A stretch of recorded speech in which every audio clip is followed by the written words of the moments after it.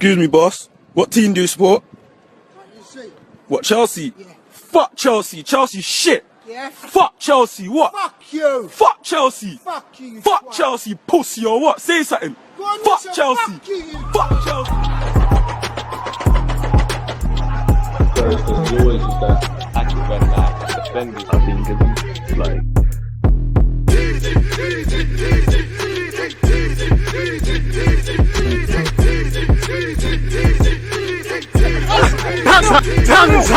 People deluded, I'm back again. Come on, Ian, man.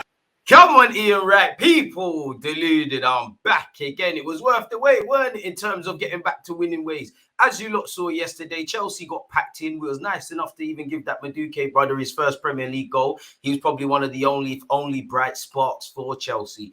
Arsenal 3, Chelsea 1. Let's go through it from a tactical analysis. Now, before I begin, let's start with the things we could do better. You know, I do think there's, and I don't know what it is because I see it with the experienced players, with the young players. And when you look at Arteta, he's an exception to it.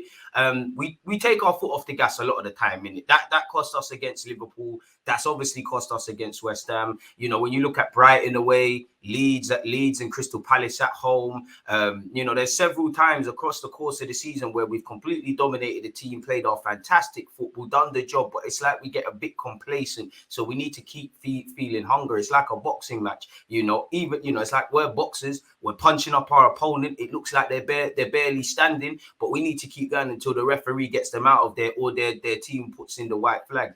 Obviously, I'm not really happy that we didn't get a clean sheet because I've been on this agenda. I think we've improved defensively. I don't think we're there yet. And if we keep up this upward trajectory, we're going to need to improve a tenfold. Other than that, it's nice to get back to winning ways. It's nice that, if you can call it that, Mikel Arteta's rung the changes and took a tactical gamble with Kirill, with Jorginho and Xhaka in midfield, with dropping Martinelli for Trossard. And I think he was vindicated. Collectively, we did our job. Individually, we did our jobs. You know, I don't want to just single out a single player. I feel sorry for Ramsdale because he didn't get a clean sheet and he deserved it, really. You know, he was back to his old ways. You saw him in the first half deny Chilwell. It's a great pass from, we're going to go over all of this, but it's a great pass from Kovacic to cut us open. Defensively, we weren't there. I feel the last half an hour of the game, you know, Mudryk come on and looked all right, but we could have managed that a bit better. So we could have scored more. We could have got a clean sheet. Other than that, we was crazy. There was interchanging movement. Chelsea couldn't get near a single player. You know, we capitalized on a team that struggled to score goals. We let them have one. We won the battles. You know, obviously Kirill was a good player in relation to the Chelsea game. Whether he's able to do that at Newcastle, I don't know. The jury's still out. The test is still there.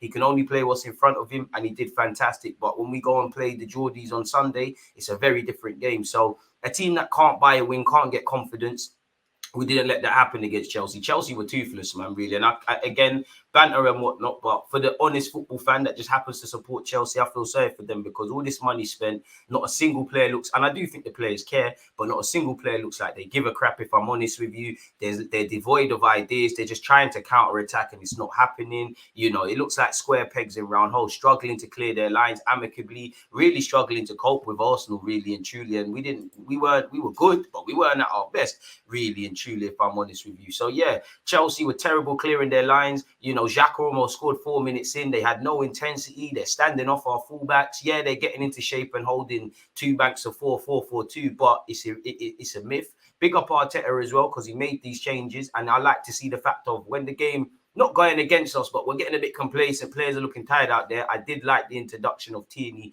and Nelson. As I said, Chelsea looked devoid of ideas. Only a couple of players looked half with it. Kepa by default, I'll allow the keeper. I think Chilwell, Silva and Madueke did all right, other than, and Mudryk off the bench. Other than that, they weren't on it really and truly. You know, Chelsea above all, there's a lack of application from the players and they just look like they need coaching. Like, you know, there's players that have won a World Cup there. You know, there's players that have played in high pressure moments. There's experienced players at Chelsea and they look like a bunch of kids out there, you know.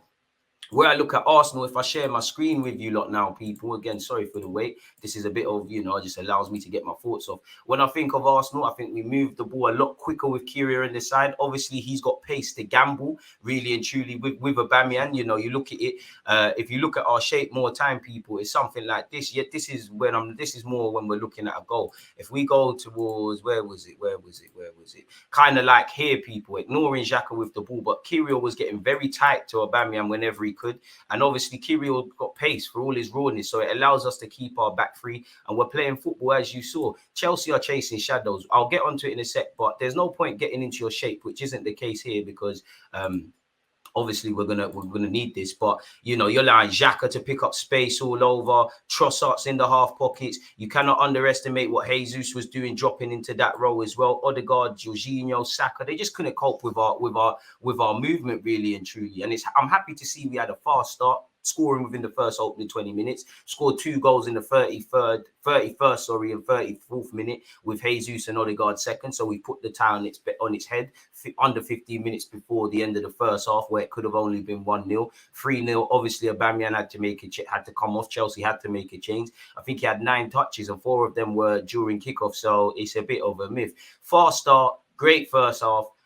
We need to stop taking our foot off the gas, like I said. As I said, you know, it's nice to see, because when we play holding, our line, pretending Kirill's holding, we probably have to drop several yards deeper, really, or you know the risk you take. But with Kirill's pace, and again, Newcastle's a different test, especially if Gabriel's not there, you allow our players to play their natural game. You allow and Chelsea was standing off us. You allow Zinchenko to run the show. You allow Granit Xhaka to run the show. You allow us to do what we're doing, in it, really, really and truly.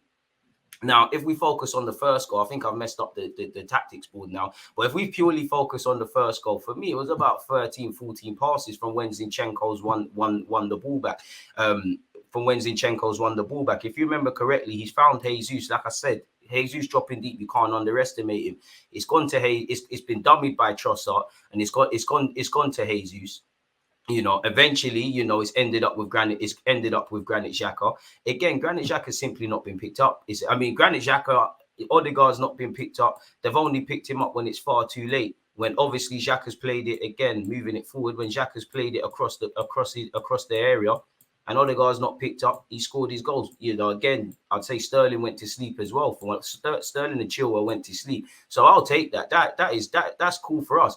Near enough an identical goal as well, because again, Gabriel for the second goal, he's won it back, and it's again 13, 14 passes, really. If you remember, Zinchenko's giving it to Xhaka. Xhaka's carried it forward. He's found Jesus in the left-hand channel and simply continued his run. Jesus has found Trossard, if I can remember correctly. You know, Trossard has said, you know what? And again, individually, you know, watching the game again, it was a joy to watch, really, really and truly. Trossard's giving it back to Xhaka, and it's a near enough identical goal where, again, Chilwell and Sterling are going to sleep. Odegaard's just crept off the right-hand side and doubled his money, essentially, really and truly. You could see throughout the start, you know, Chelsea were holding their shape. They were rigid, 4-4-2, 2 banks of 4, but it doesn't matter if you're not going to be switched on defensively, if you're not going to clear your lines well enough. And I think you saw 4 minutes in, really, four minutes in, essentially. Now, there was a bit of sustained pressure from us. Obviously, eventually, the ball's gone to Ben White, not to scale. Again, this doesn't replicate a real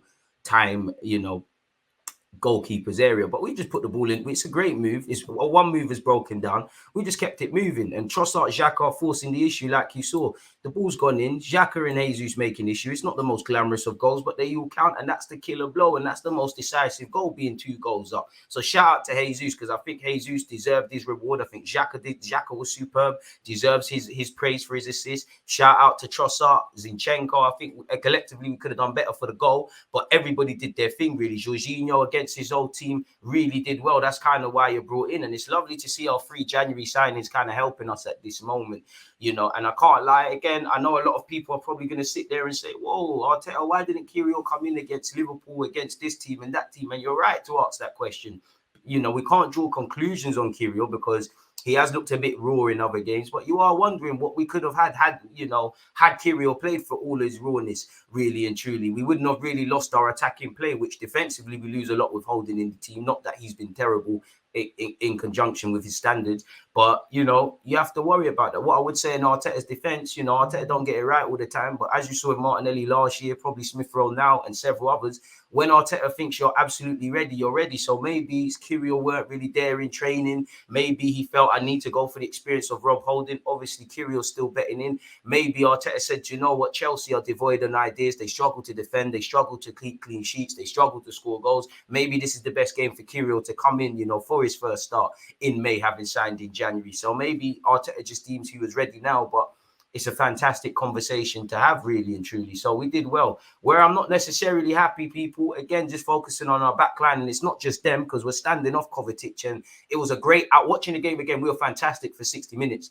We then started probably to allow Chelsea to have one chance too many. Like even before Noni scored for Chelsea, there was an incident where they counter-attacked us from our corner, and we were moving like Chelsea, not clearing our lines. It was a bit Sunday League-esque. We're kicking the ball off teammates and stuff. Noni's tried to go around Ramsdale. It hasn't happened. There's been several times that happened at Man United when away when Anthony scored. There was an identical moment just before he scored, and it's now down to our players to develop that street smartness. And at times where the game's clearly won, just manage the game properly. But Kovacic a wavy player. You know, you don't have the career Kovacic has without being a wavy player. We've stood off him. It's a great run from Noni. Again, you know, Kirill and White not to blame. Gabriel and Zini are probably playing him on side. They've gone to sleep, you know, really and truly. It's a simple ball. It's a great run from Noni, and he's put it in the back of the net. And it's a lack of a clean sheet where really we should have had one. We should have had one, if I'm completely honest with you. Again, if we just avoid everyone, this is the problem with Chelsea. Again, this was the problem that Chelsea ultimately faced against us, in my humble opinion. Their players have bad habits. Their players are badly coached. And I don't think you can always get at Lampard. You know he's not good enough. But some of these players have had illustrious careers, played under big-name managers. You know, there's a degree of experience and pride that they should have. Again, defensively, they're terrible. Attacking-wise, for all the quality they have, they're terrible. You know, some players are pressing, some players are not. You could see Kante was pulling out to the right as well, but primarily this was more or less Chelsea's shape. And they're just sitting off us, essentially, really, you know. They're allowing, you know, if we start with the front man, they're allowing Jesus to just drop deep, pull into the left channel and whatnot like he did. Saka, they're allowing him to just hold his run and ODEGAARD hold his space. And ODEGAARD benefited from that. Chilwell and Sterling did not pick up ODEGAARD, and ODEGAARD was in the channels. As you know, Xhaka was all action, running forward and contributing. Trossard was involved, and the left-hand side was ultimately what we did. Obviously, we lined up with our back three. We allowed Jorginho to dictate, as you should, really and truly.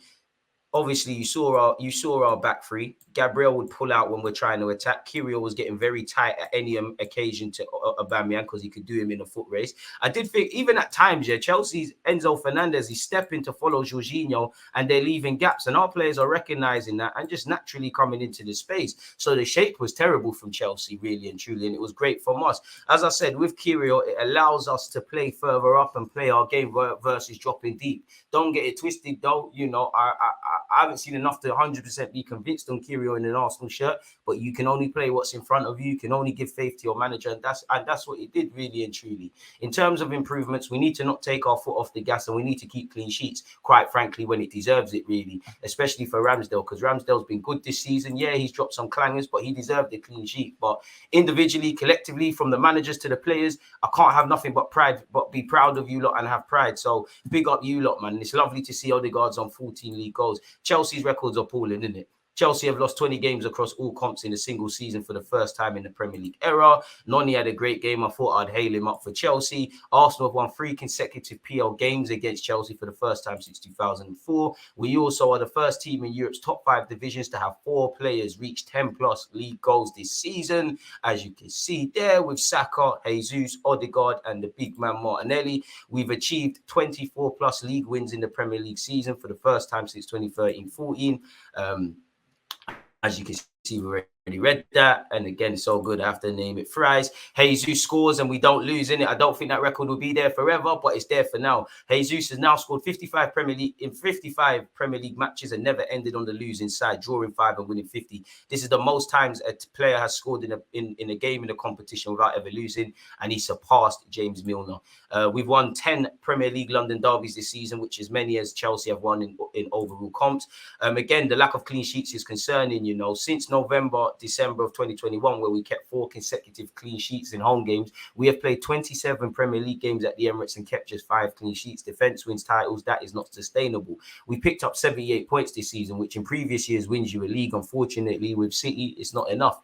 Aubameyang had 9 touches, 4 of them from kickoffs. That tells you everything. Xhaka, who was assist king, who there was defo 2 assists. I don't know if you're going to credit him with the Jesus one, but he's now up to 50 goal involvements in all comps for Arsenal with 21 goals and 29 assists. And you know, experienced players or young players, they're taking their game up several gears under Mikel Arteta, really.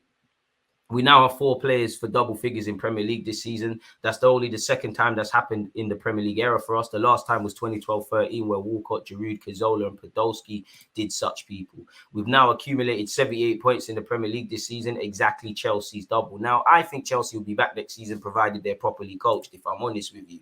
Yeah, Lampard's not cut up the task, really, but we've been knowing that, innit? So, yeah, people, it was a great day at the office for Arsenal, man. Please let me know your thoughts, what you thought on the game. Don't forget to hit the like button, comment and subscribe. I hope you lot have enjoyed that. Let me know your thoughts. On that note, we now go marching on to Newcastle. We enjoyed yesterday. We enjoyed this morning. It's now back to work because Eddie Howe are going to spoil the party. It's going to be a very close game. I hope it's the same like we played against Chelsea. But Newcastle are not a joke. They're excelling. They're a scary team. Nobody wants to play them home and away, much less at St. James's Park. So now the Chelsea game's gone. We deserved that. We ended our sort of blip in terms of not winning. We started the month strong. Now let's go and do what we need to do, because you still got Newcastle, you still got Brighton, you still got Wolves, forgive me, you still got Nottingham Forest. If nothing more, just keep putting the pressure on Chelsea, on City. Sorry, let's try and get 90+ points. Let's use this season as a building block for seasons to come. As I said, if you haven't subscribed, smash the like button, do all of that good stuff. I'll see you lot soon.